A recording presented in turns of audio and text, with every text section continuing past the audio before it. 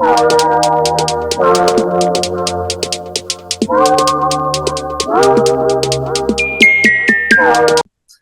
everyone, and welcome back to Gridiron 2024. Dr. Ron Poniewasz, joined by Professor Larry Kelly. He is a man of many hats. He is the member of the Luxembourg, Garbutt, Kelly, and George law firm, former Shenango varsity baseball coach, former Newcastle ninth grade basketball coach. He's also going to be on the bench this year with Ralph Blundo for the Newcastle varsity team, and he's currently an assistant coach for Penn State Shenango. Geez, did I miss any of them, Larry? No, you got them all. You got them all. I love coaching. It's my avocation. It gives me a chance to mentor young men, hopefully teach them a few life lessons so that when they cross that bridge from adolescence to adulthood, they're prepared for success. Now, speaking of young men, you guys don't always make the greatest choices for your athlete of the week, but you made a great choice this week in Sam Patton from Shenango High School. Tell us about Sam Patton. That's right. Sam Patton is our athlete of the week this week. We have the athlete of the week, our talking points in our schedule, but let's get back to athlete of the week, and it is Sam Patton, his senior, 6-foot quarterback safety, 195 pounds for Shenango, 27 carries last week for 196 yards, 3 touchdowns on the ground of 2 yards, 21 yards, and 4 yards. Through the air, he was 5 of 14 for 69 yards, no touchdowns or interceptions. That 4-yard run, Larry, was the last score in the game. It was a fourth quarter score that gave them the win, 25-20 over Northgate. One of my favorite sayings, Ronnie, and I have a lot of them, is that the lead dog determines the speed of the sled. And Sam Patton is the lead dog for the Shenango Wildcats football team. He's a tough kid. I had him, coached him for 2 years in baseball. He's a great baseball player. As good of a quarterback as he is, he might be even better in baseball. He's a tough kid. He's mentally tough. He's laser focused. He comes from a family, a great athletic family, a lot of pedigree in the Patton family. So that's a great choice. He played a great game, well deserving, and I expect him to lead the Wildcats the rest of the year. He's just a special young man who does special things athletically. That 25-20 win over Northgate moves Shenango to 1-0 in the Big Seven, 1-1 overall. And Larry, a lot of emotions had to be going through that locker room Friday night with that win over Northgate, with the passing of Jimmy Graham's son earlier in the season. Just a great thing for Jimmy Graham to get back in the win column, get back to some semblance of maybe normalcy, if you want to call it that. But it's great that the kids pulled together, found a way to win, and played for coach in that regard. I'm telling you, there had to be a lot of emotion in with that team. My heart aches for the Graham family. Right. As I told you, the last time we spoke, I did coach Jimmy's son, DJ, great young man. And Jimmy's a tough guy, and he was a great athlete. And I'm sure it's very difficult for him to continue on this year. Right. But he owes it to the kids, and he loves it so much. It's probably the type of, something to get his mind off of, what happened in their family. So I'm happy for the Wildcats. I'm happy for Sam Patton. I think that that team, they made a statement for their coach last week, and nobody made a bigger statement than Sam Patton. He is the leader of that team. He's the quarterback, and he stood tall last week for the Shenango Wildcats. He pulled the sled quite a ways in that game, 196 yards to be precise on 27 carries. Larry Kelly, he is our athlete of the week, so we congratulate Sam Patton for his efforts on the gridiron. Don't go anywhere because we have talking points, and then after that, our schedule portion. We'll do that right here next on Gridiron. There's one thing I learned growing up around here. People should look out for each other, be friends and neighbors that you can count on. So it bothers me when people who are hurt in automobile accidents get bullied by the insurance company. I don't let bullies run over my clients. I do what I was taught growing up. Step up, stand up, and speak up for those who can't. I'm Larry Kelly, and I'm a Newcastle guy.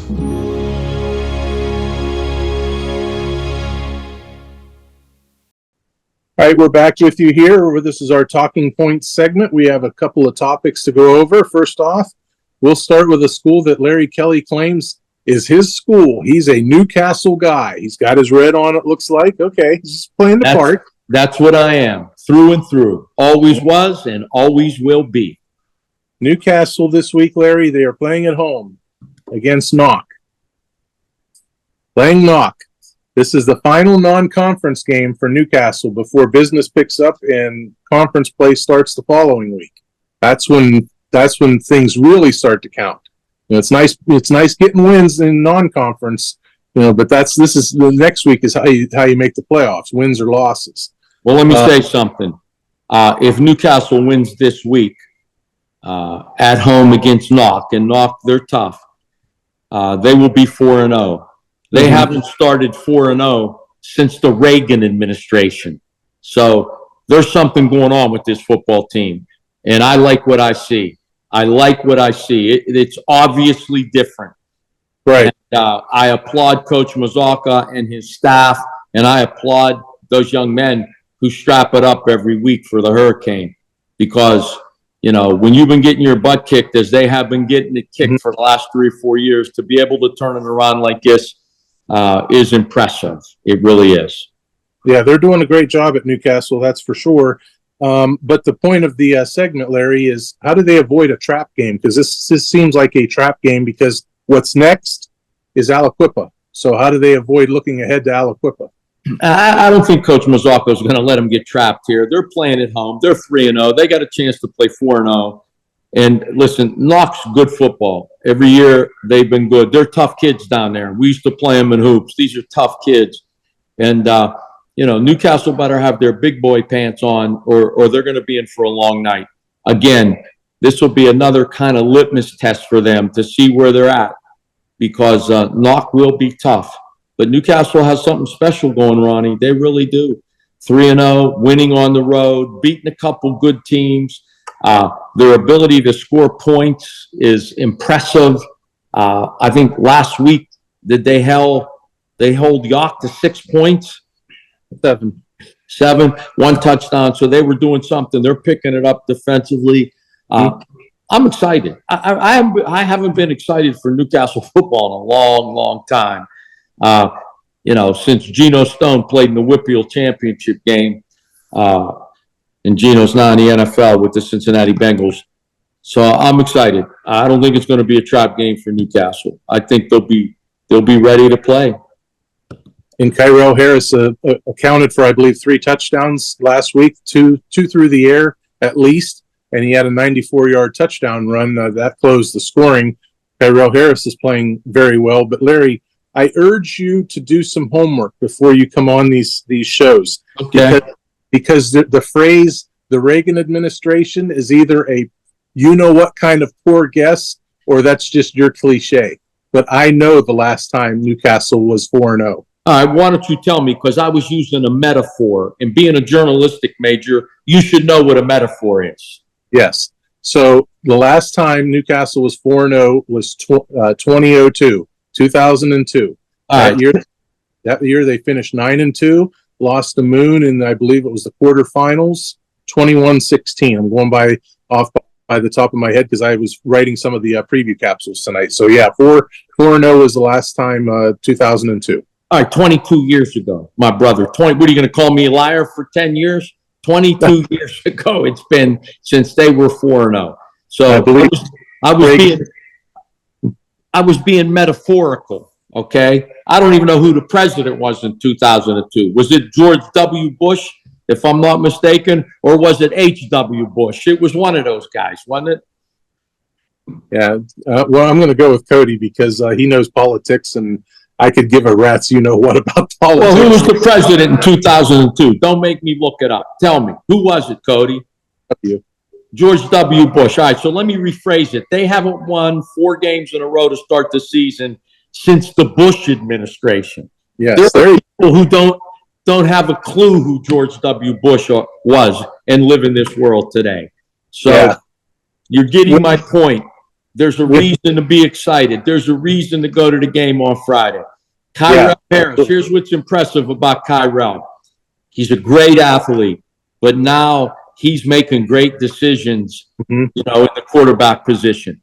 And, I was talking to Coach Belundo just the other day, and, we're hoping that this success that Kyrell is having on the football field will be transferable to success that we are expecting him to have on the basketball court, because he will be a big part of our success in hoops this year. So I'm excited. Nate McKnight, and another hooper. Chase Lemon, another hooper. And, of course, Kayvon Gardner, who I had when he played for me, one of the toughest young men I've ever coached. Yeah, he's having a great season, that's for sure, making a lot of great decisions, doing all the right things, and racking up great stats along the way. So it's going to be a fun game to watch, that's for sure. And then conference play starts next week, and Parkway Conference, no matter what Newcastle coach you talk to, I've heard a lot of coaches in the past that were Newcastle coaches referred to the Parkway Conference as a meat grinder, and that starts next week. Aliquippa, you'll have Montour at some point. There's a lot of good teams in that conference. Oh, absolutely. Every week, you better put your big boy pants on.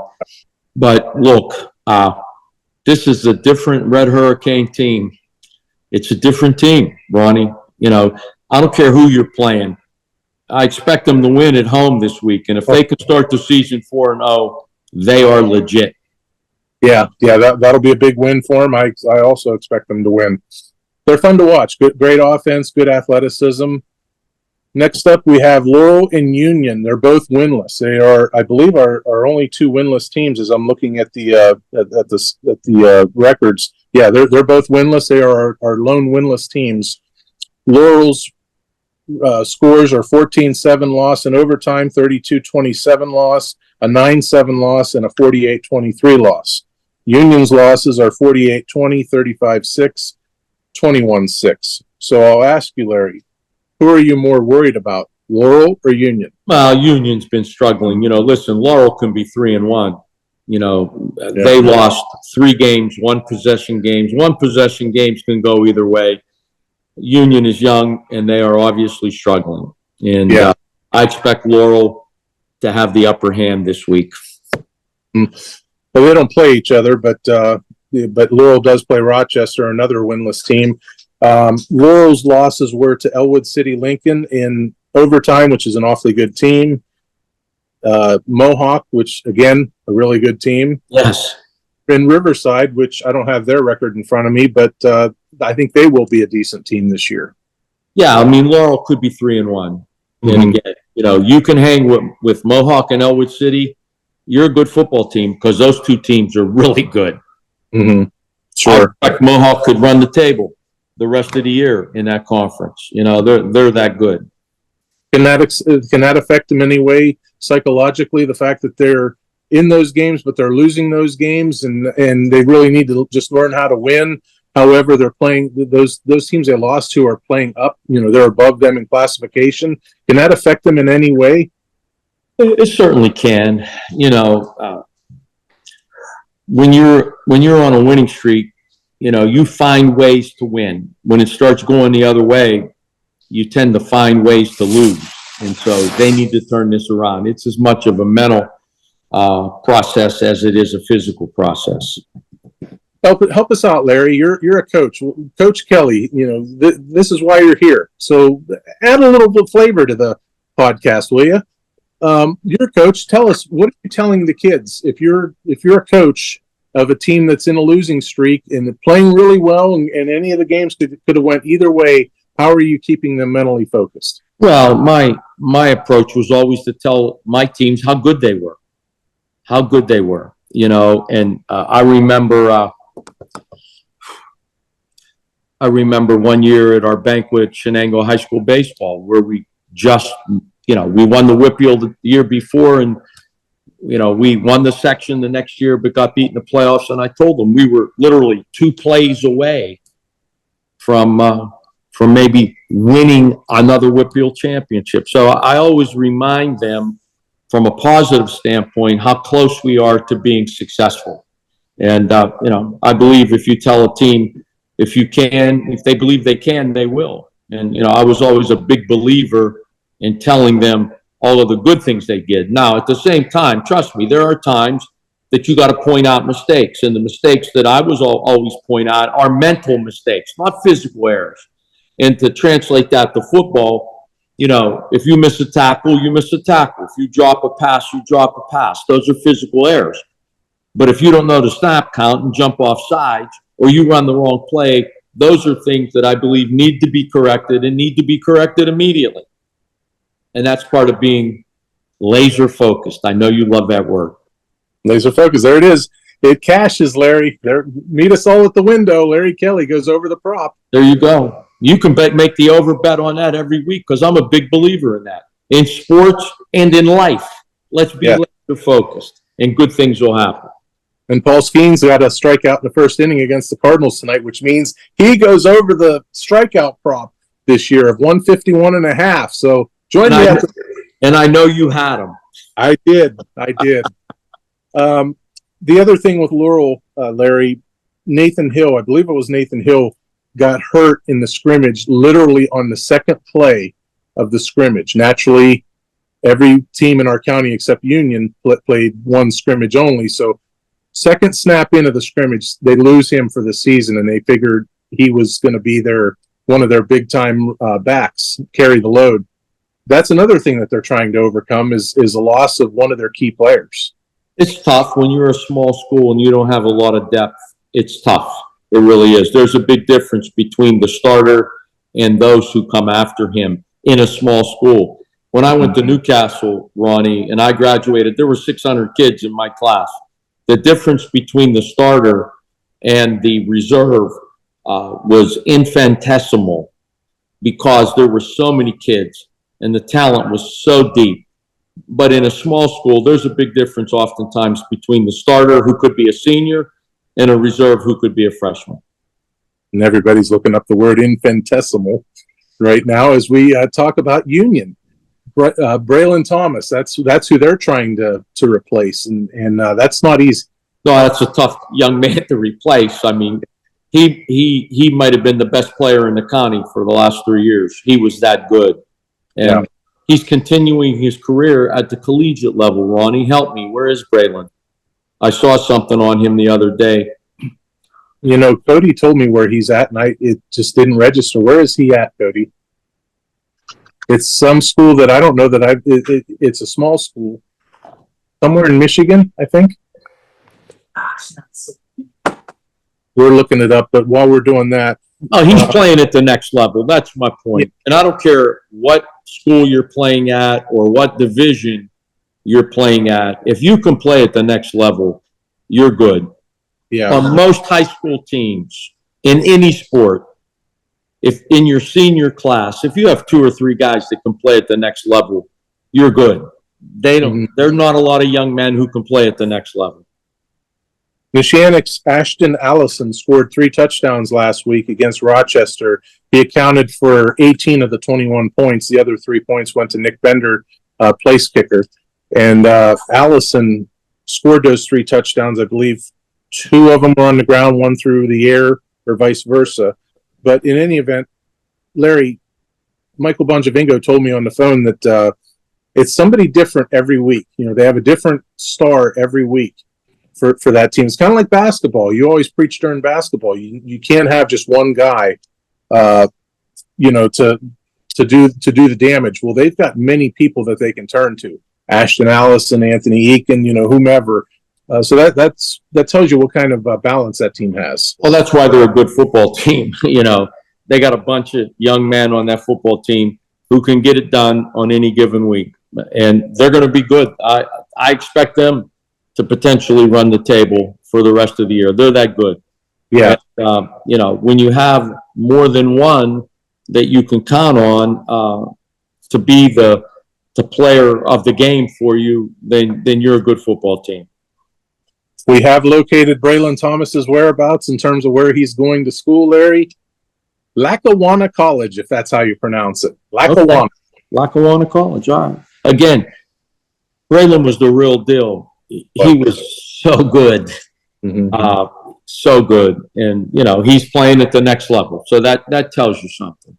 You know, I've coached at the D3 level, and I played at the D2 level.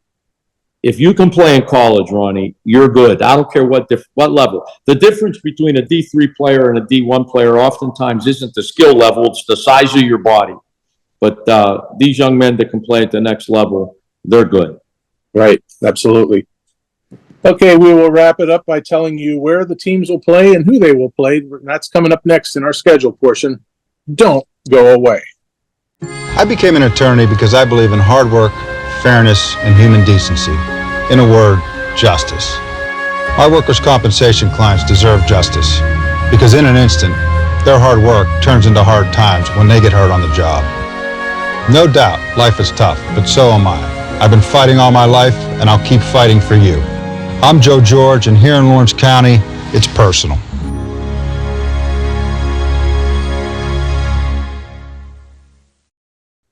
Okay, we're back with you for our final segment here on Gridiron. It's our schedule portion. Larry, we've got 7 teams playing this week. Wilmington is idle after a 58-0 win on Saturday against Kennedy Catholic. The Greyhounds are off this week in preparation of next week's big region matchup against Farrell. So what we do have is 7 teams playing all on Friday night, all at 7 p.m. And all of them are conference games except Newcastle. This is their last week for non-conference games. And that is knock the Knights 1-2 at Newcastle, 3-0. Big game for Newcastle to come out and play well and get set for Aliquippa. Yeah, let's, it's a home game. Let's get incrementally better. You know, it looked like defensively they got a little better last week. They only gave up 1 score. Offensively, they're still a scoring machine. They have a lot of talent on offense. We talked about Kyrell Harris making really good decisions at the quarterback position.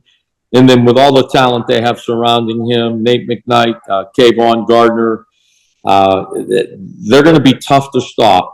But I think if you ask Coach Mazaka, he wants to be able to look at the film after Friday night's game and say to himself, we're a better team now than we were last week or the week before or the opening game.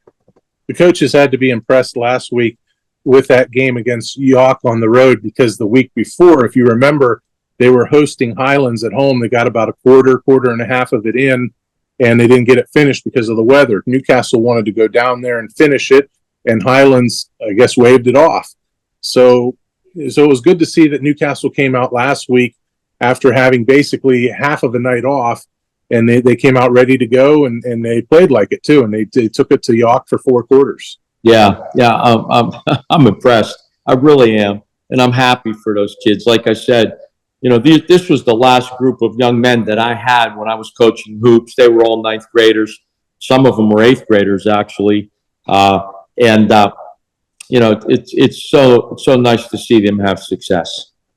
Have you ever been a part of that where you have a game plan in place, whether it's basketball or baseball, and you get a portion of the game in and it doesn't finish to completion, and you kind of wonder, I think we had the perfect game plan in. It would have been nice to see how it would have ended it, you know, how it would have planned out. Have you ever been a part of that in any fashion? Oh, yeah, we have. Not in basketball, obviously, because once the game starts, it finishes.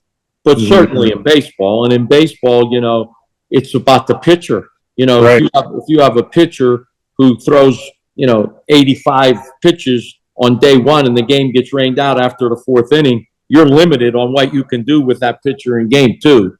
So, you can't use them at all, actually. So, right, it's really a bigger deal in baseball than it probably is in any sport. Yep, there's a buzz around Lawrence County. It's all centered around the Newcastle football team for sure. We're really looking forward to, how they play Friday and beyond. That's for sure. Elwood City 1-0 in the MAC, 3-0 overall at Freedom, which is 0-1 and 1-1.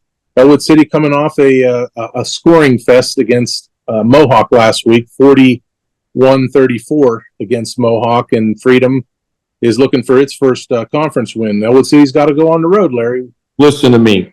If I say this is the biggest win for the Elwood City Wolverines since the Reagan administration, are you going to correct me again? because I can't remember a bigger win for Elwood City football in a long, long time. Since my guy Gino Sirianni was the quarterback at Elwood City and was the Lawrence County Athlete of the Week. It's been a long time. How big of a win do you think it was when Elwood City beat Neshannock like 2 weeks ago? I know that was big, but that's not a conference game. I know that was a big win, but this one, I think, if you ask Coach Bradley, will tell you was even bigger. Yeah, that was one of the things he told me last week. Is as nice of a win as it was against Neshannock, no matter the outcome, it can't help you get into the playoffs, and it can't hurt you from getting into the playoffs. Whereas going forward, those are the games that matter. But he said it was a nice win, and they're hoping to feed off of that. So yeah, 2 big wins in a row for the Wolverines. I'm happy for those guys too, man. I really. Yeah, because they've really been through it. Several years ago, as you talked about last week, where 2 or 3 years they either went winless or 1 win. So it's nice to see that program, picking itself back up. And Dan Bradley, he's turned around different schools. Olsh turned them around. There was another school in there that he coached at, turned them around. Some coaches, I guess, whatever they do something well, and it works. Well, he coaches hoops too. Think about that. There aren't, not since Mike Smajanic from Aliquippa have you had a high school coach coaching 2 varsity sports. He obviously is a really, really good coach. But I think if you ask Coach Bradley, he will tell you that every good coach will tell you, and that is, it's all about the players, Ronnie. It's all about the players. You got to have horses. Now, good coaches win with good players. Bad coaches lose with good players. But he's a good coach. But if you don't have good players, he's not having the success that he's having this year. Beaver Falls 0-1, 0-4 in the Midwestern Athletic Conference. At Mohawk, which is 0-1, 1-2. As you pointed out, Nick Nardone resigned last year in January. Found that out tonight when I was doing work on the preview boxes. I'm trying to remember the first name. John Mooney? Is it John Mooney that is Mooney's the last name for Beaver Falls' coach. Yeah, Nick Nardone had a lot of success, and I think they won the WPIAL last year. But you win the WPIAL championship with a lot of seniors and experienced kids. I don't know what's on Beaver Falls roster, but I'm guessing they're playing with young guys, and because of that, I don't see Mohawk losing to them this week. And I see Elwood City beating Freedom. I see them keeping it going, Ronnie. Are we worried about Mohawk's defense? Gave up 41 to Elwood, gave up 27 to Laurel. They lost to Neshannock, I believe, and that was a scoring fest. Well, certainly they would like to tighten it down, but they can put up points. They can put up points, and they can put them up in a hurry. And I'm guessing that Beaver Falls does not have the talent that they've had in years past. Yeah. Laurel, this is their first Big 7 conference game of the year, and they're 0-4 overall. At Rochester, which is 0-1 in conference, 0-3 overall. Rochester, coached by Shenango graduate Gene Matsuk. Rochester is really struggling. I believe they haven't scored much, maybe 6 points, 12 at the most. I can't remember after writing stuff up tonight about Rochester. And they've given up a lot of points too, I believe, or a fair amount anyways. This is what you call a get-right game for Laurel, or a get-right game for Rochester. It's going to be a get-right game for somebody. Well, Laurel, again, they lost 3 games that they could have won. And, Rochester must be playing very young guys, because I know one thing. This is a perfect example. Gene Matsuk has had as much success as any coach in Western Pennsylvania. I know he didn't forget how to coach. I know that. He's probably playing with young guys, and it's just really tough in football to play with young guys, especially when you're playing teams that are bringing juniors and seniors onto the field to play against you. Without knowing, they lost in Neshannock last week. I can't say without knowing who they played last week. That was their conference loss. But without knowing who they played in the non-conference games, maybe they are playing up. Maybe they're playing teams that are 2 classifications bigger than them. So who knows? The coaches like to schedule harder games to get them prepared for conference action and whatnot. So, I guess we're going to find out a lot about both teams on Friday. Well, yeah, look, we're going to know a little bit about Laurel. If they win this game, then, that will indicate that, they could be 3-1, they could be 4-1. It's a game, if you ask their coaching staff, I think they're going to tell you they should win. Yeah.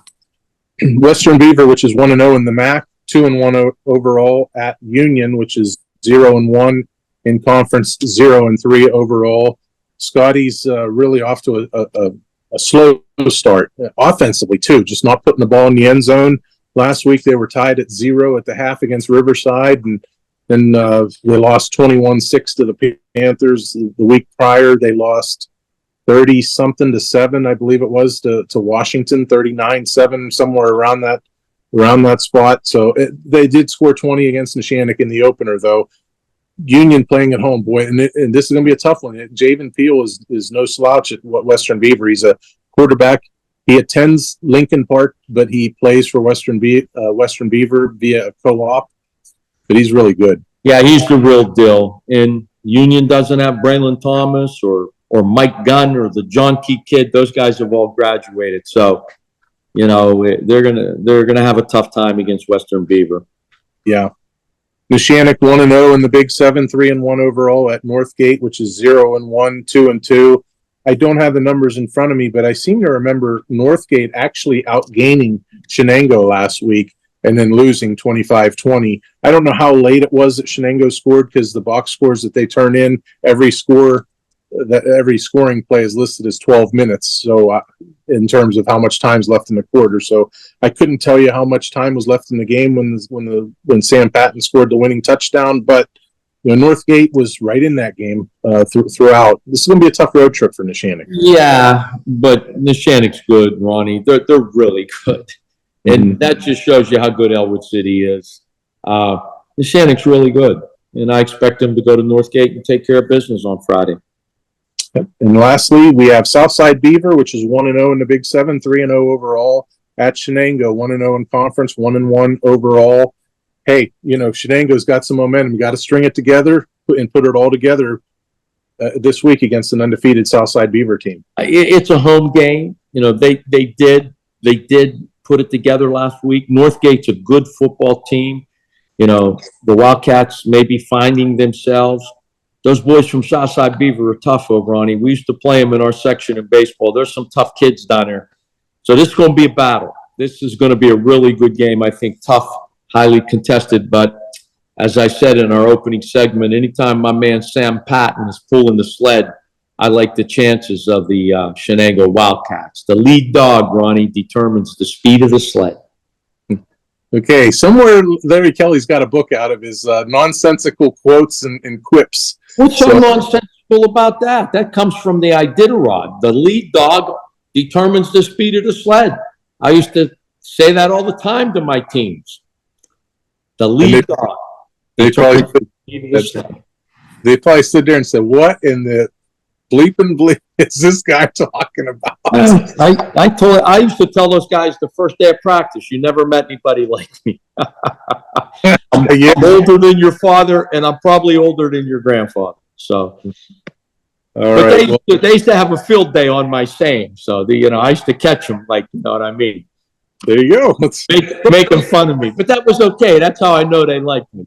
That's all, Larry. That's all I'm saying. Well, we appreciate Larry Kelly for joining us. We thank him. We hope everybody gets out to some games this week and catches those as well. And don't forget, tune into our Twitter site as we are doing weekly bets that Pete is having me do, and we're 13-5. So 13-5 means we are in the NFL playoffs. We're in the conference championship. That's a home run, Ronnie. Listen, you're better than the guys on ESPN. CBS used to have Jimmy the Greek on. Maybe they should call you. You should be making the predictions on the NFL today. That's right. All right. Thank you for joining us, Larry. Thank you for watching us, everybody. And be sure to join us here next week, as we'll be doing much of the same. We're talking about high school football. We're at the halfway point. Homework assignment, Larry Kelly. The rankings. We will be halfway through. We will be 5 weeks in next week. So we need your top 8 next week.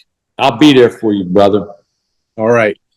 Thank you, Larry. Thank you, everybody. We'll talk to you next week right here on Gridiron. You got to live on the edge, Poniewasz. You understand? You want to be great. You can't stay next to the dock. You can't be afraid to get away from the dock.